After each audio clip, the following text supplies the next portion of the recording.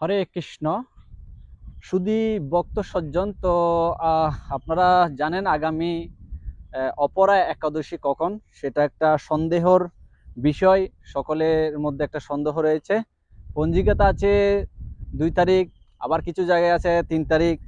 তো এই সন্দেহ নিরসন করার জন্য আমরা সংক্ষেপে একাদশী মাহাত্ম্য বর্ণনা করব। তো এই অপরাদশী অত্যন্ত পবিত্র। এই একাদশী ব্রত সম্পর্কে আমরা গতবার আলোচনা করেছিলাম যে ডাক্তাররা এবং বিজ্ঞানীরা যে ব্রত সম্পর্কে বা ফাস্টিং সম্পর্কে কি বলেন। তো একে তো ফাস্টিং থাকলে শারীরিক উপকার হয় এবং সেই সর্বতভাবে এবং সুস্থ থাকে, এবং তার মধ্যে দিয়ে একাদশী ব্রত অত্যন্ত উত্তম, সেটা ফাস্টিং এর মধ্যে পড়ে যায়।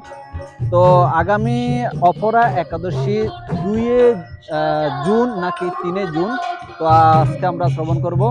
বিশেষ করে এই একাদশী ব্রত অত্যন্ত গুরুত্বপূর্ণ। মাসে 2টা একাদশীর মধ্যে একটা ব্রত। সেই জন্য এই একাদশী ব্রত আমরা কোন দিন থাকবো এবং কিভাবে থাকবো আমরা আলোচনা করব। এবং কোন দিন কিভাবে থাকবো, যেমন সেই একাদশী যারা এশিয়া মহাদেশের মধ্যে রয়েছে, বিশেষ করে কোন কোন দেশ কিভাবে একাদশী থাকবে, আজকে আমরা এই ভিডিওতে বর্ণনা করব।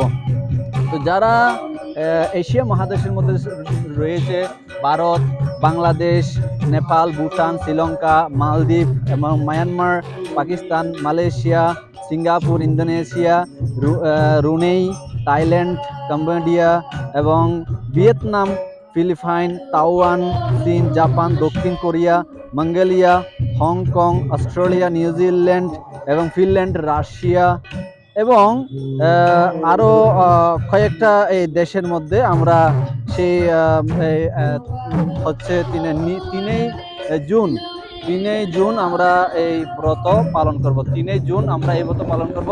কিন্তু 2 জুন কারা করবে? তো 2 জুন করবে হচ্ছে যারা ইউরোপ মহাদেশের মধ্যে রয়েছে।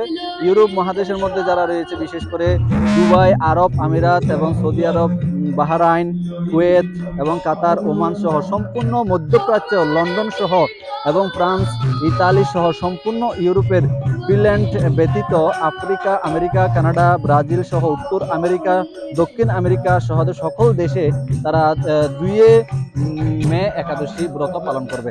তো এই একাদশী ব্রত যারা করবেন তারা অত্যন্ত মহাত্মা, এবং একাদশী ব্রতের আগের দিন এবং পরের দিন অবশ্যই কোনো রকমের পাপকর্ম থেকে আমাদের দূরে থাকা উচিত। বিশেষ করে আমিষ আহার, নেশা, অবৈধ সঙ্গ, দুচকিরা, এই ধরনের কার্যকলাপ থেকে আমাদের দূরে থাকা উচিত। বিশেষ করে বিড়ি, সিগারেট, পান যারা খান বা চা, কফি যারা খান, তারা অন্ততপক্ষে একাদশীর আগের দিন, পরের দিন এবং একাদশীর দিন এগুলি সম্পূর্ণরূপে বর্জন করা উচিত। এবং আমরা এগুলি বর্জন করার ফলশ্রুতিতে একাদশীর যে ফল সম্পূর্ণরূপে সেটা আমরা পেতে পারি।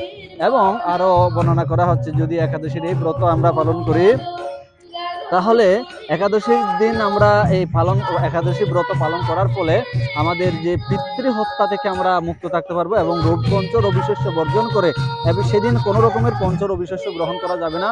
যেমনটি যে পঞ্চ রবি শস্য গ্রহণ করার ফলশ্রুতিতে আমাদের পাপ হয়, সেই পাপ থেকে সম্পূর্ণরূপে মুক্ত থাকার জন্য আমাদের এই ব্রত অনুশীলন করা উচিত।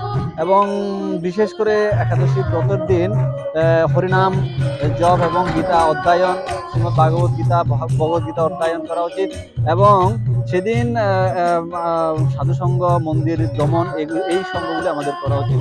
এবং সর্বতভাবে একাদশীর দিন আমরা ভগবত ভক্তি অনুশীলন করে, যেমন একাদশী যেদিন থাকবেন এবং সেদিন পঞ্চ রবি শস্য বর্জন করে ফল মূল, দুধ, এগুলি, জল এগুলি খেয়ে থাকতে পারে। যদি নির্জলা যদি কেউ থাকতে না পারে, নির্জলা থাকলে সবচেয়ে বেটার। যদি কেউ থাকতে না পারে, তাহলে তিনি আলু, বাদাম, পায়েস বলতে সাবু পায়েস, এই ধরনের কিছু ফলাদি গ্রহণ করে সে একাদশী ব্রত পালন করতে পারে। এবং সর্বতভাবে আরো বর্ণনা করা হচ্ছে, যদি সে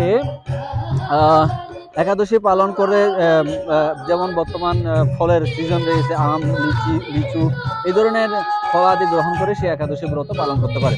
তারপরে পরের দিন সে অবশ্যই, কখনো কখনো আমরা দেখতে পাই পরের দিন পারণা ভঙ্গ করতে গিয়ে শুধুমাত্র একটা চাল বা একটা মুড়ি, তার সময়ে সংকীর্ণর কারণে সে একটা মুড়ি বা একটা চাল মুখে দিয়ে সে পারণ ভঙ্গ করে। কিন্তু সেটা বিষয় না।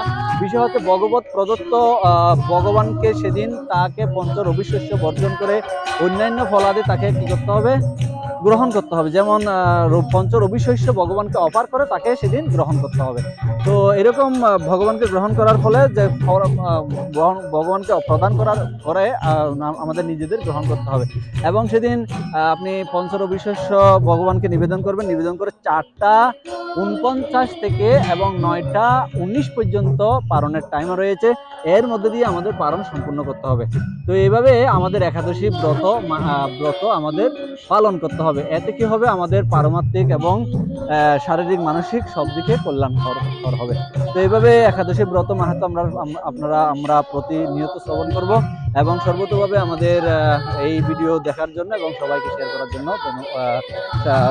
অনুরোধ জানাচ্ছি। হরে কৃষ্ণ।